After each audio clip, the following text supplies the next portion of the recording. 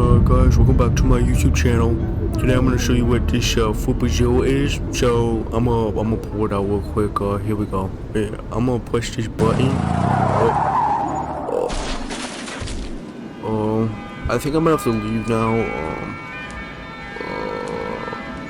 You guys didn't see nothing, right? I'm gonna go now. Bye.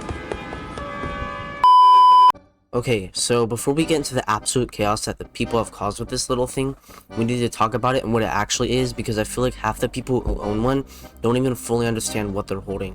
This is a Flipper Zero. It looks like a child's toy, I know. Looks like a kind of a joke, you know, because there's a little dolphin on the screen, and it makes little cute sounds whenever you use it. Sub-gigahertz radio. This is what makes people nervous, and honestly rightfully so, because I'm nervous about it too. Because most of the wireless devices you use in your everyday devices, like your garage, maybe your gate opener, or key fob cards, they're basically low frequency radio waves that can travel through walls over decent distances. Now here's the thing about a lot of these devices, especially the older ones, and they use what's called a fixed code system, which means every single time you press the button on your garage remote, it sends the exact same signal every single time.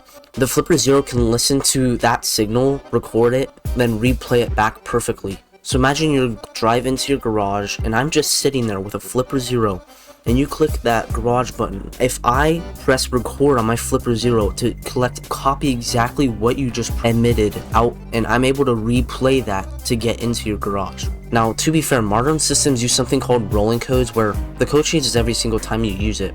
Your modern key fob almost certainly uses this, so you can't just copy and replay the modern car key.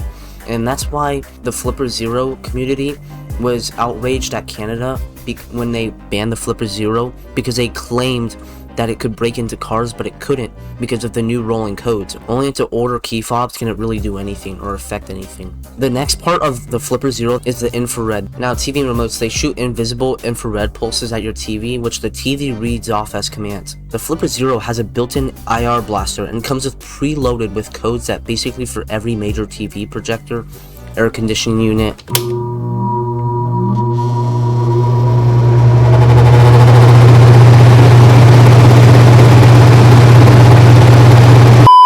every single one you could think of is probably coded on that little toy. It works through walls.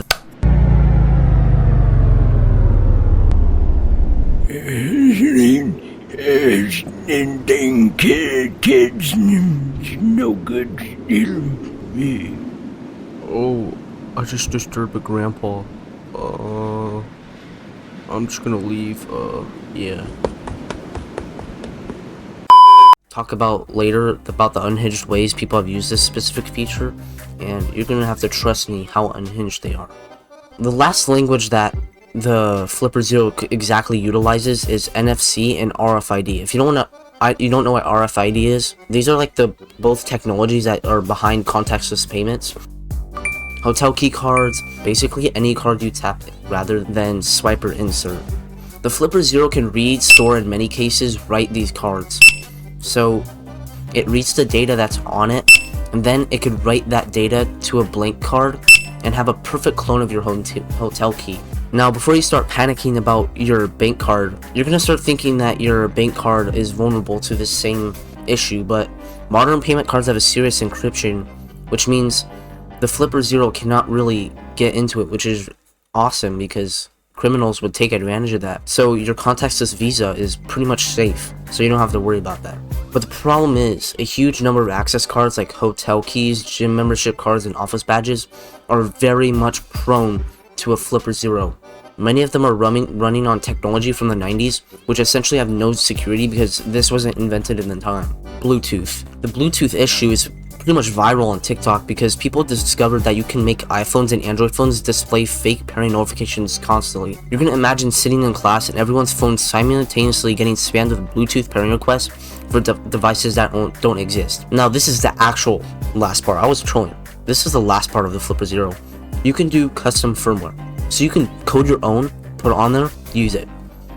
The Flipper Zero is really just open source like Linux, meaning anyone can write software for it, and the community has absolutely run with that. So any person that wants to, give me that, I can take that. You just give me that. I'm gonna go leave the other way. There are custom firmware versions, which the most popular ones are called Unleashed and Roguemaster, that can remove the built-in limitations Flipper's creators put in the first place. The official Flipper Zero actually has restrictions built in. Certain frequencies are locked, certain functions are pretty much just disabled because the creators tried to be responsible. And the community said, yeah, no, and just removed all of it. But wait, what else does it unlock really? Because that just doesn't really seem that fun, honestly. But it also unlocks rolling codes, like I said before. Well, the official software prevents saving rolling codes, which it means it changes after every use, like I said, which is to prevent cloning. Now, custom firmwares modify the storage logic to allow capturing and replaying these dynamic sequences, which makes it insane to breaking open cars. So we're just going to talk about when you put it in the hands of curious, chaotic, and completely unhinged human beings.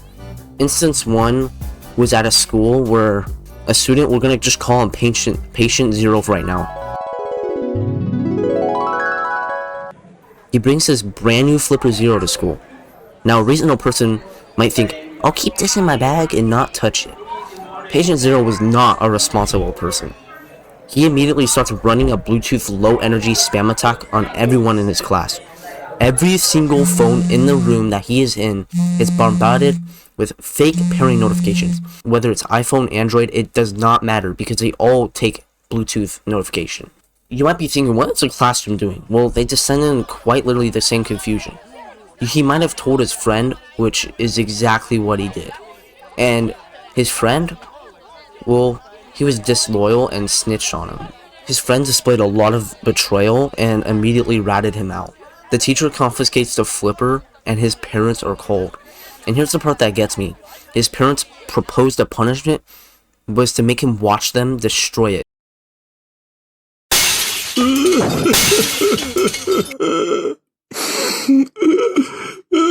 He nearly lost 2,500 school trip to Orlando over this. So I guess he didn't lose it, but he was near to it. And all of this was because he couldn't resist spamming Bluetooth notifications for 20 minutes. Was it worth it? Probably not. And was it funny? Well, it was. Hold up. We need to understand what is actually inside this thing, because we talked about what it is, but I wanted to save the nerdy stuff for later. One is the antenna PCB. It's the RFID NFC layer.